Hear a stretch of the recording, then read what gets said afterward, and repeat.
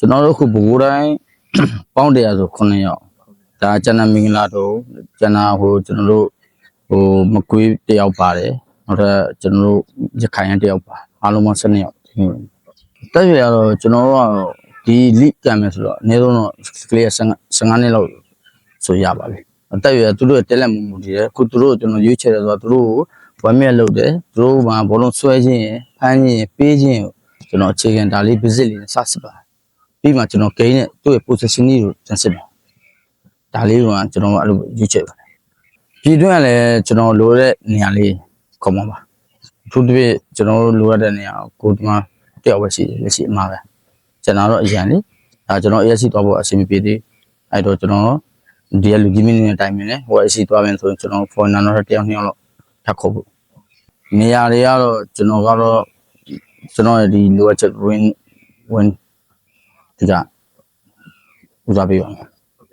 ဒီဟာလဲကျွန်တော်လူကြီးမင်းနဲ့ဒီပွဲသွားမဲ့အတွက်ခြေစမ်းပွဲတွေကိုကျွန်တော်သွားဖို့လူကြီးမင်းနဲ့တိုင်ပင်ဆွေးနွေးမယ်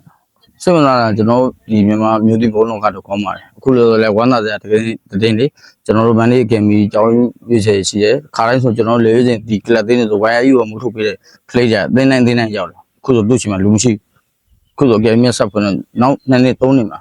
ကျွန်တော်ဒီမျိုးသမီးဝမန်လေးရတော့တကယ်လေးအပြိုင်ဆိုင်ကောင်းလာပြီတိုးတက်သွားမယ်သမီးနာမည်မဖူးကြီးဆိုလို့ခေါ်ပါတယ်သမီးအသက်က12နှစ်13နှစ်မှနေ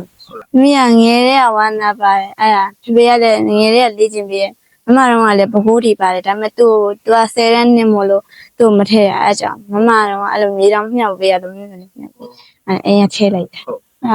ဘိုးတိုင်းနောက်ချမ်းပေါင်းနေပြီပါငယ်တဲ့ဖေဖေကငယ်တဲ့ကန်နေဖေဖေကတောင်မှန်တိုက်စေတယ်ဟုတ်သူလည်းလက်ရွေးတင်တယ်သူလည်းမျိုးနေလက်ရှိစေမျိုးနေတယ်ဟုတ်ကဲ့ဒါသမီးခုဘောလုံးဝါလာပါတော့ဒါဖေဖေကဘယ်လိုပန်ပိုးပေးလဲဖေဖေကအဲ့ဒါအကယ်ဒမီပို့မယ်ဗျာမင်းကမနေနိုင်မှာအဲ့ဒါကြောင့်ဟုတ်ဒါ ARD ရောဒါဘာကြောင့်ဒါရေးခါတာ ARD ရောကြိုက်လားဟုတ်ကြိုက်တယ်ဟုတ်လားဘယ်လိုအားပေးရလဲ ARD တင်းမှာရောဘယ်လိုအားပေးလဲ